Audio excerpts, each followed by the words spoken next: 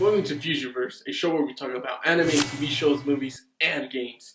And today, of course, we are talking about Stranger Things. Now, the first episode, I have not seen the other episodes. I'm kind of in the process of watching the second episode. But we're going to be talking about the first episode because I've seen a lot of people everybody just binge watches, all the Netflix shows. And it seems like no one really gets to kind of talk about them or discuss like each episode. So I kind of want to do something a little different instead of just binge watching all the episode and just putting episode 1 to whatever 13, however many episodes long it is. I want to do something special and just kind of you know talk about each individual episode, or maybe one or two at a time. And well, let's talk about the first episode. The first episode is honestly amazing. I can't believe just how they were able to bring all these characters back and just how it starts off. It kind of starts off this kind of time frame, kind of like a year has passed, and things are, I guess, in a way, have gotten back to normal. Although there's this whole thing about the boy and just him coming back and just being able to see, like this other world because he's been there. So they're still trying to figure out what exactly is going on with him and exactly where he kind of stands, because there's still, I guess, the secret organization is still there from the government. He's taken to this place where he's pretty much interrogated. Even though it's like it seems like it's a doctor's office. They're questioning him, like, "Oh, has he seen anything?" So they could help him, but obviously they're just kind of using him, and you get to kind of see exactly what they're going with, because obviously the threat isn't gone. There's still this other dimension where all these crazy things live, and they're obviously just trying to cover up. They tell everyone, like, "Hey, don't talk about it. You can't tell anyone." And the fact that you get to see, wow, 11 comes back, and you get to see her, and it's just crazy because and of course she's not wearing the wig anymore. She has her hair. Her hair is grown out and it's brown, and it's really amazing because you get to see this interaction with the sheriff. The fact that the sheriff, it's like because obviously he lost his daughter, and I think he sees 11 now as kind of like, I guess, a potential, like that that you can see her as his daughter, but also to protect her because he knows government officials want to just do all these horrible things to her, kind of what they did to her in the last season of Stranger Things. And this is really something that is really interesting because you get to see that he's been living with her. He has like kind of like in this cabin area where he goes out of work, and it's just really interesting, and it's very interesting as well because you get to see him happy in a way. He feels happy when he's around her because it feels like like he has a daughter again, and I think that's really amazing. And you get to see a lot of all these different characters, how their lives kind of played out after the events that transpired. Because normally, like in a movie, when something happens, they're all like, everybody, it's like, oh, the end, blah blah blah. But you don't really get to see the aftermath. And here we get to see the aftermath of everything that took place, and you get to see how these characters kind of like took to that. It's a lot of the kids, they don't really show much. They're just kind of trying to live their lives, just be kids.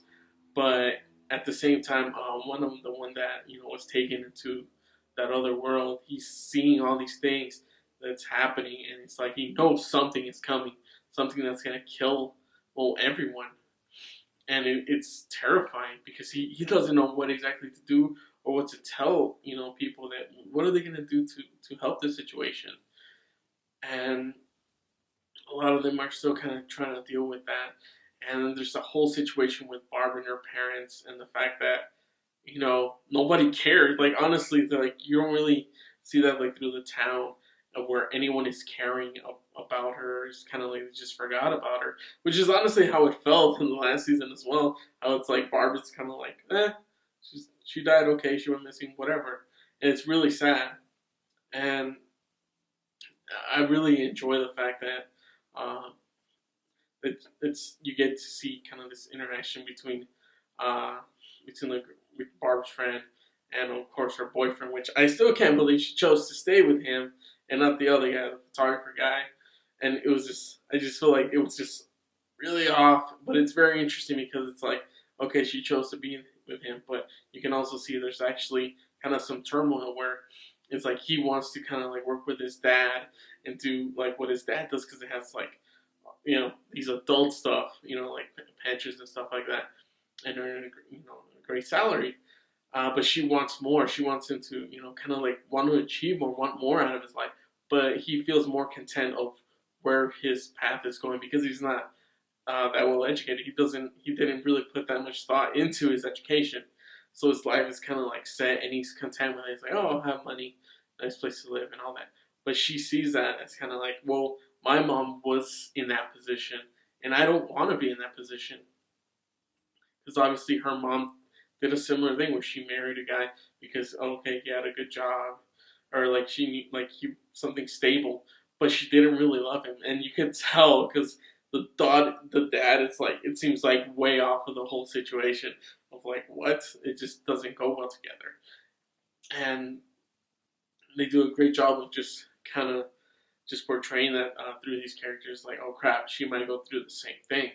But then also the fact that the parents are still trying to look for Barb, and they're trying to get, just hire a detective to find her, when the fact they know exactly what happened. They know that, Barb is dead and she's not going to come back.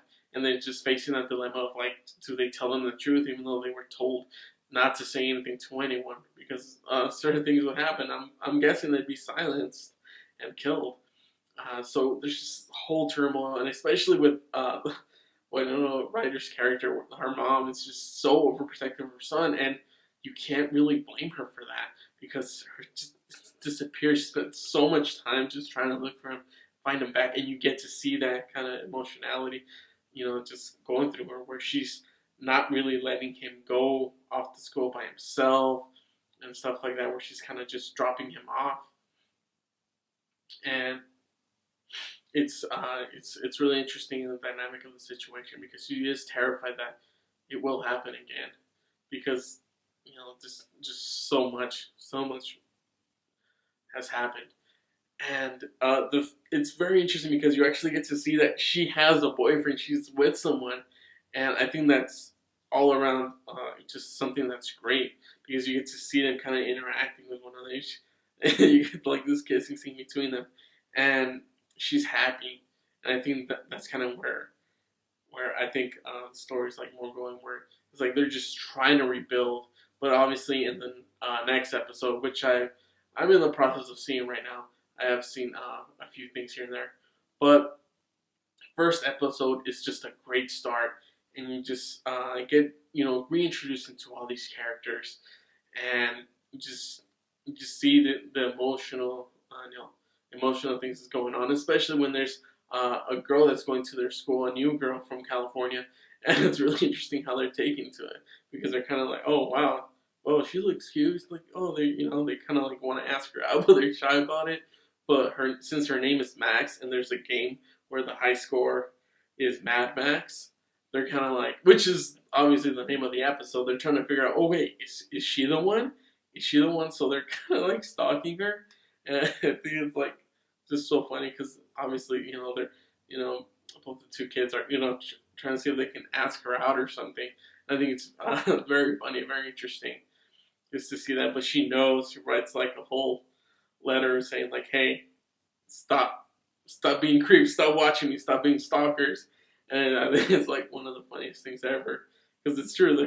It's pretty obvious, and I can't wait to see exactly where these characters progress and exactly what else they're gonna be going through, because there's gonna be so much other things. Like, cause there was like this crazy looking creature that was just kind of foreshadowed when one of the kids, when he was seeing like the vision, and it was something that's very intense. So something is coming, and it's going to be obviously pretty terrifying. I can't wait to see it, and I hope, and if you guys have seen it, well, don't spoil anything. But yeah, what did you think of the first episode? Let me know down in the comments down below.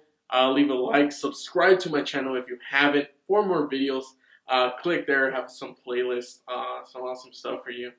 Thank you all so much for watching. Don't forget to visit my Patreon. I have a Patreon, which of course I always put the little card in the beginning and up there. But go ahead if you can. Go ahead and visit it. And I'll catch you guys next time on another episode of Fusionverse. Alright, take care. Bye. Well, what do you mean I can't take off my sweater? I'm hot!